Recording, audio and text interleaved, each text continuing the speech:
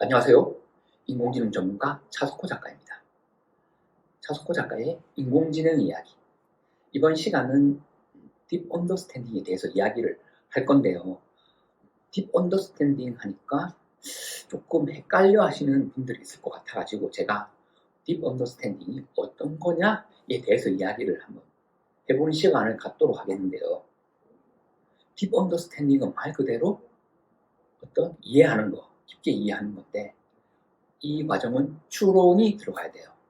이렇게 얘기하면 조금 어렵게 생각하실 수도 있겠지만 제가 예를 들어서 한번 설명을 할게요. 알파고 아시죠? 그러니까 바둑 두는 거. 원래 이제 바둑이 알파고 바둑에서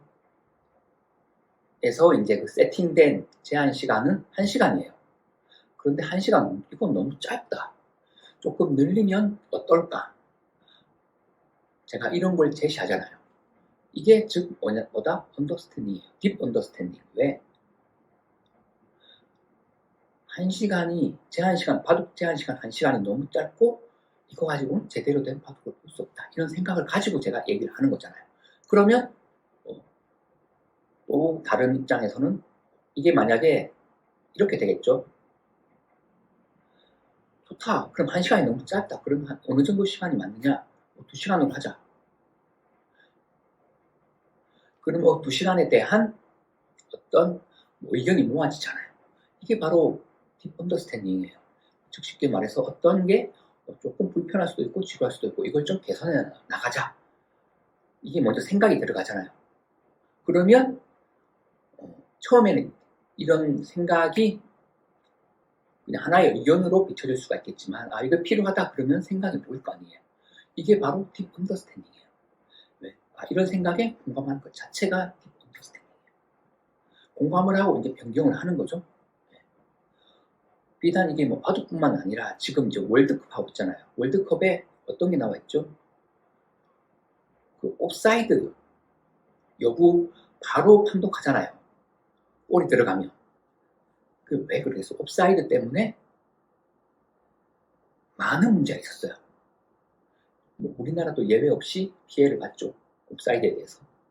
1990년 우루과이, 이탈리아 월드컵 때 우루과이가 넣었던 결승골이 장면 잘 보시면 옵사이드예요. 그리고 2010년 남아공 월드컵 아르헨티나한테 우리나라가 4대1로 졌는데 아르헨티나의 세 번째 골이 옵사이드예요.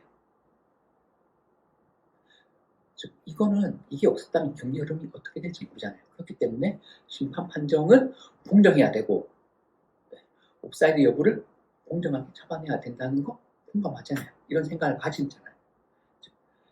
이런 토대 하에 그러면 어떤 기술을 도입할 거냐가 바로 딥 언더스탠딩이 되는 거예요. 즉 딥 언더스탠딩은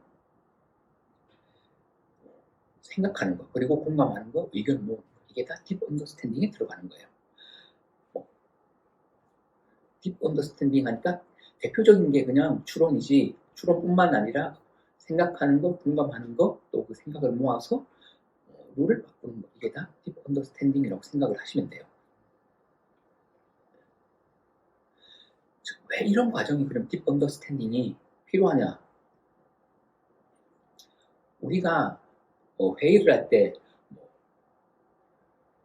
적으면 한 서너 명 회의를 할 수도 있고 많으면 수십 명의 회의를 하잖아요. 그러면 어떻게 돼요?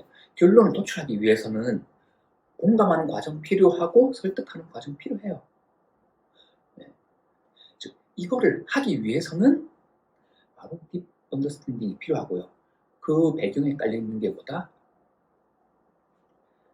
인간은 각각의 생각을 가지고 있어요. 회의를 참석하는 사람이 20명이면 20개의 생각, 50명이면 50개의 생각이 있어요. 이거를 그러니까 하나로 합치는 게 그만큼 쉽지 않기 때문에 이런 딥 언더스탠딩 과정을 거치면서 의견을 제시하고 공감하는 과정을 거치면서 하나로 만드는 거예요. 그래서 딥 언더스탠딩이 필요한 것이고요. 지금의 이제 인공지능은 딥 언더스탠딩이 안 된다. 지금의 인공지능 스피커 20개 가져와 봐요. 각각의 개성은 안 가지죠. 그렇다고 얘네들이 각각의 의견을 제시할 수도 없는 거예요.